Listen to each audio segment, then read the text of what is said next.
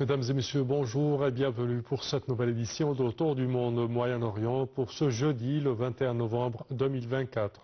On commence tout de suite avec ce commentaire. Le président Abdel Fattah el-Sisi a participé lundi et mardi au sommet du G20 à Rio de Janeiro, au Brésil.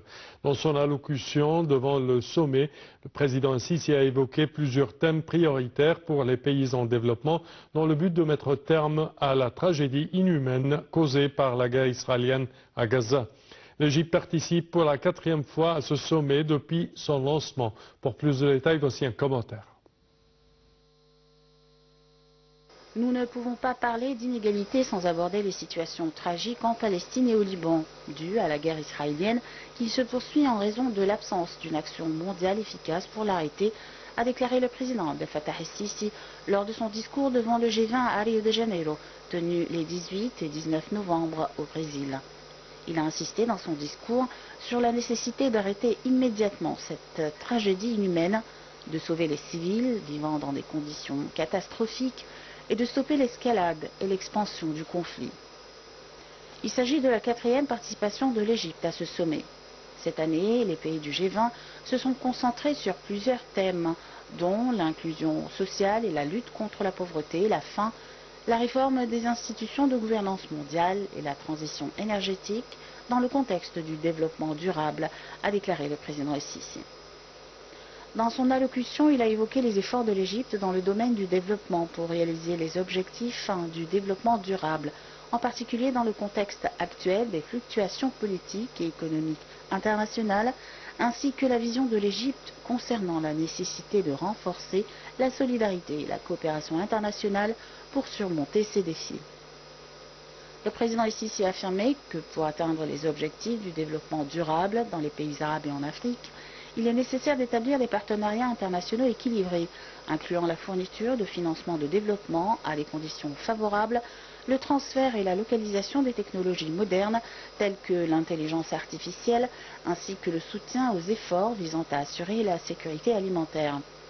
Dans ce contexte, l'Égypte renouvelle son appel à créer un centre mondial pour le stockage et la distribution des céréales et des denrées alimentaires sur son territoire, afin de garantir la sécurité alimentaire et de renforcer les chaînes d'approvisionnement connexes. Dans le cadre des activités du sommet, l'Égypte a rejoint l'Alliance globale contre la faim, lancée par le président brésilien et chef de cette session du G20, Lula da Silva, qui a souligné que cette alliance, regroupant 81 pays, peut éradiquer cette plaie qui fait honte à l'humanité. Cette alliance, née au G20, mais elle est mondiale, a déclaré Lula da Silva. Et pour plus d'explications sur ce sujet, mesdames et messieurs, nous avons le plaisir d'accueillir au bout du fil son Excellence ambassadeur Medhat Meliki, ancien ministre adjoint des Affaires étrangères. Bonjour. Bonjour à vous. Alors, Votre Excellence, comment voyez-vous cette participation de l'Égypte aux réunions de G20 et également les protocoles de coopération entrepris entre l'Égypte et le Brésil? Ce qui concerne l'importance de l'Égypte, je pense que beaucoup de sujets dont avait abordé son Excellence Monsieur le Président de la République ont été pris en charge pendant la déclaration finale du sommet. On peut voir que les principaux titres dont son Excellence avait parlé durant son discours sont un peu cristallisés dans ce dernier. Alors, les G20 se sont engagés à renforcer leurs efforts pour lutter contre le changement climatique et à combattre la faim et la pauvreté, et que la plus importante, c'est la réforme aussi des Nations Unies et des institutions financières mondiales.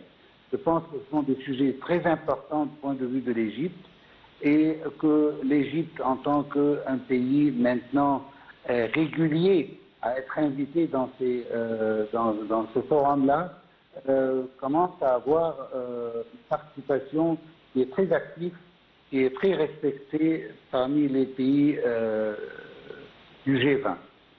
Oui. Quand on parle également, Monsieur l'ambassadeur, des relations entre l'Égypte et le Brésil, surtout avec les mandats présidentiels du président Lula da Silva, comment voyez-vous cette coopération? La coopération s'est cristallisée avec la participation de l'Égypte dans le BRICS. Brésil et entre les deux pays et les deux fraternels respectés.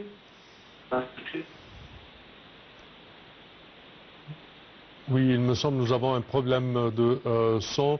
On va essayer de vous recontacter, Monsieur l'ambassadeur Maître Al-Mligui, ancien ministre adjoint aux Affaires étrangères. Merci énormément pour vos explications. Nous enchaînons, chers téléspectateurs, avec cette information.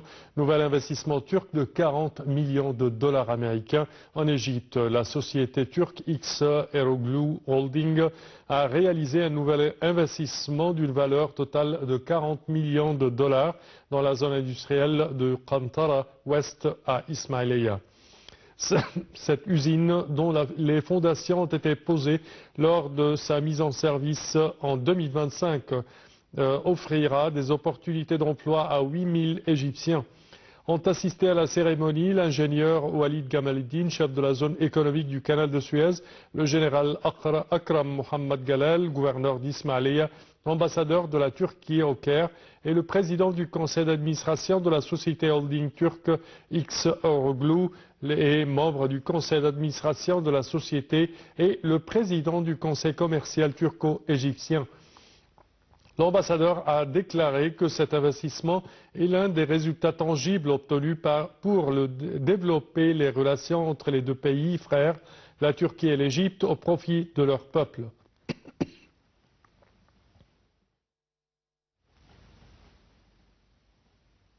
Et le ministère palestinien des Affaires étrangères et des expatriés a révélé l'impact de la guerre israélienne contre Gaza sur les enfants palestiniens dans une déclaration publiée hier à l'occasion de la Journée mondiale de l'enfance. Je cite: les bombardements aveugles israéliens sur Gaza ont tué plus de 42 000 Palestiniens, dont au moins 16 000 enfants, tandis que des milliers d'entre eux sont grièvement blessés, créant des handicaps à vie. Au moins 25 973 enfants sont devenus orphelins, tandis que d'innombrables autres sont toujours portés disparus, ensevelis sous les décombres des quartiers détruits, c'est ce qu'a indiqué le communiqué. Ces chiffres soulignent la terrible réalité de la guerre en cours menée par Israël contre le peuple palestinien, qui cible sans discrimination tous les secteurs de la société, en particulier les enfants, au mépris flagrant du droit international et des résolutions des Nations Unies d'après le communiqué. La guerre génocidaire israélienne en cours dans la bande de Gaza a entraîné le déplacement forcé de plus de 2 millions de Palestiniens et a causé d'importantes dévastations aux habitations, aux écoles, aux universités, aux hôpitaux, aux lieux de culte et au tissu social et l'infrastructure globale de Gaza. C'est ce qu'a noté le texte. Et les États-Unis ont empêché hier le Conseil de sécurité de l'ONU d'appeler à un cessez-le-feu immédiat et inconditionnel et permanent à Gaza, un nouveau veto en soutien à leur allié israélien dénoncé avec force par les Palestiniens. Je cite: il n'y a aucune justification possible à un veto contre une résolution tentant de stopper les atrocités. C'est ce qu'a lancé l'ambassadeur palestinien adjoint à l'ONU, Majed Bamia. Les Palestiniens plaident pour une résolution dans le cadre du chapitre 7 de la Charte des Nations Unies qui permet au Conseil de prendre des mesures pour faire appliquer ces décisions, par exemple avec des sanctions, ce qui n'était pas le cas. Le texte préparé par les 10 membres élus du Conseil exigeait un cessez-le-feu immédiat, inconditionnel et permanent qui doit être respecté par toutes les parties et la libération immédiate et inconditionnelle de tous les otages. La résolution n'était pas un chemin vers la paix, mais une feuille de route vers plus de terrorisme, de souffrance, de massacres. C'est ce qu'a déclaré l'ambassadeur israélien Danny Danon, remerciant les États-Unis. La plupart des 14 autres membres du Conseil qui ont tous voté pour ont déploré le veto américain.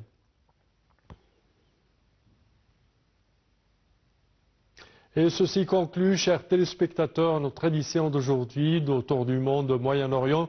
Je vous remercie de votre attention et je vous donne rendez-vous la semaine prochaine à la même heure.